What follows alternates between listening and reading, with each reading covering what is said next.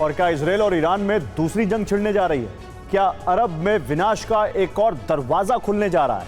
यह सवाल इसलिए क्योंकि ईरान ने रूस और चीन की मदद से अपने एटमी कार्यक्रम को फिर से तेज कर दिया है। इतना ही नहीं, ईरानी नौसेना ने समुद्र में 2 दिन मिसाइल फायर ड्रिल की। इस ड्रिल पर नजर रखने के लिए ट्रंप ने अपने सर्विलांस विमान भेज दिए।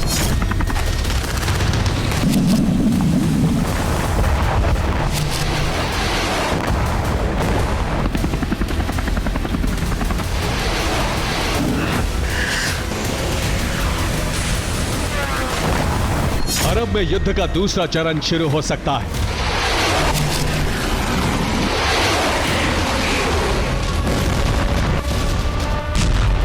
इजराइल एक बार फिर से ईरान पर हमला कर सकता है।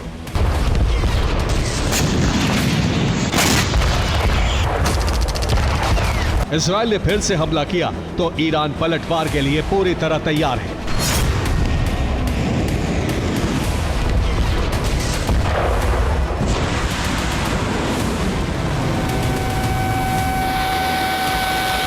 ईरान की नौसेना ओमान की खाड़ी और हिंद महासागर में युद्धाभ्यास कर रही है।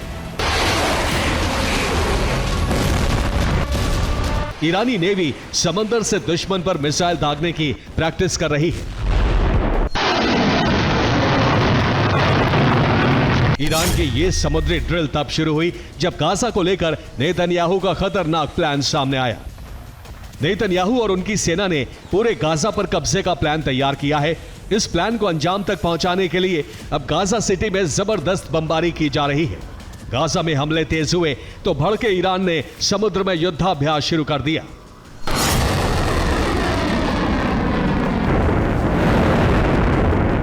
माना जा रहा है कि गाजा पर कब्जे के बाद इजराइल ईरान पर एक बार फिर से हमले करेगा।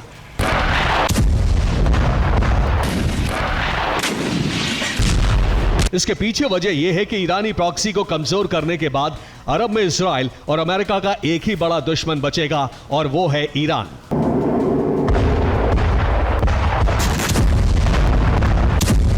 ऐसे में गाजा पर कब्जा करने के बाद नेतन्याहू ईरान पर हमला कर सकते हैं।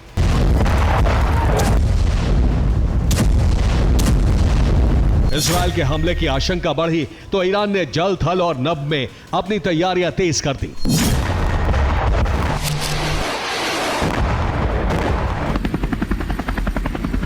ईरान ने मिसाइल फायर ड्रिल की तो अमेरिका हाई अलर्ट हो गया।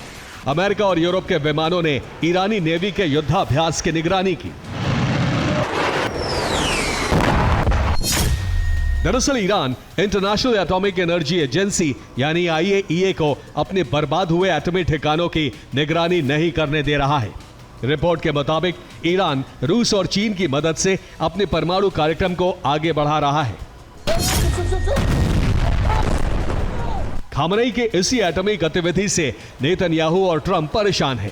ऐसे में माना जा रहा है कि ट्रंप किसी भी वक्त इजराइल को हमले की अनुमति दे सकते हैं।